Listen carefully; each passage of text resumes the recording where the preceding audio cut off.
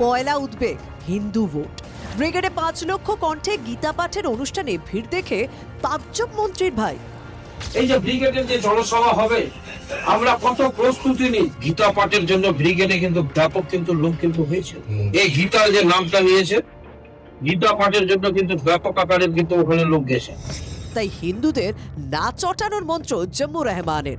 এই হিন্দুকে যত গাল দিবে তত হিন্দু আরো এক কাটা হবে, মানে মুসলমানের বিরুদ্ধে এক কাটা হবে। ভাববে যে মোদি আমাদের মানে রক্ষা করলে বলা হচ্ছে, শেষ মসিহা হচ্ছে এই মোদি। মালদায় প্রধানমন্ত্রীর আসন্ন সফর ঘিরে কি উদ্বেগে তৃণমূল? 17 জানুয়ারি মালদায় বন্দে ভারত স্লিপারের উদ্বোধন করবেন নরেন্দ্র মোদী। বন্দে ভারত ছুটবে হাওড়া থেকে কামাখ্যা, কিন্তু উদ্বোধনের জন্য মালদাকেই বেছে নিয়েছেন প্রধানমন্ত্রী। মালদায় যে বিজেপির বিশেষ নজর, মালদায় দাঁড়িয়েই তা স্পষ্ট করেছেন বিরোধী দলনেতা শুভেন্দু অধিকারী।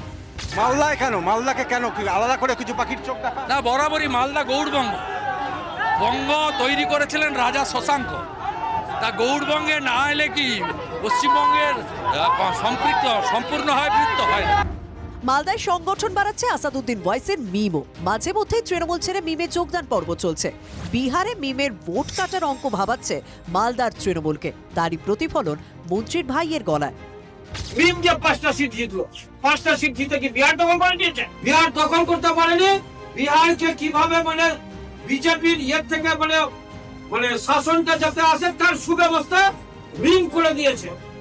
মালদায় তৃণমূলের দুশ্চিন্তা কি শুধু বিজেপি আর মিম? মালদা যাদের গড়, সেই কংগ্রেসও ঘর গোছাচ্ছে। পুরনো দলে ফিরেছেন গনি খান চৌধুরীর ভাগ্নি মৌসম বেনজির নূর। শনিবার মৌসমকে ঘিরে মালদা স্টেশনে ভিড় চোখে পড়ার মতো। মৌসমকে একবার ছুতে কোলের শিশুকে নিয়েও ছুটেছেন মহিলারা। মৌসমকে নিয়ে সাবধানী মন্তব্য তৃণমূলেরও। উনি করেছেন ওনার সিদ্ধান্তে, আমি ওনাকে কোথাও আলাদা করে কিছু বলছি না, কিন্তু এই দলবদলের যে কালচার ভোটের সময়, সেটা মানুষ একদম ভালোভাবে নেন না। বিজেপি, মিম, কংগ্রেস, মালদায় ঘাস ফুলে একগুচ্ছ কাঁটা। শুভতোষ ভট্টাচার্যের রিপোর্ট, TV9 বাংলা।